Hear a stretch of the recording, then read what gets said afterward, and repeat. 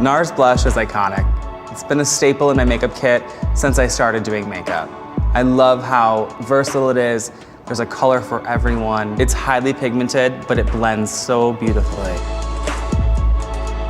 Deep Throat Blush can be used as a highlighter or for a blush. For a light application, hit the high points of the cheek and blend towards the hairline.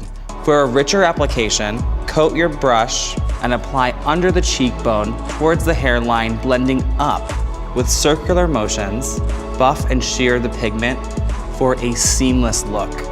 Make sure to stop the blush about 2 fingers away from the corner of the mouth.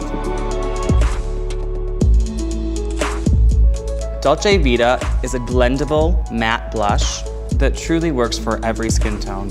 I like to pretend that there's an X that marks a spot and then buff in a circular motion. This ensures a perfect application for every face shape. In order to help you find the apple of your cheek at home, simply smile. This is where you place the X and blend out in a circular motion. Outlaw Blush is so beautiful. For a sheer application, use a blending brush, wrapping the color around the eyes. This helps frame your face and brings focus towards your eyes. For a more intense application, use a traditional blush brush.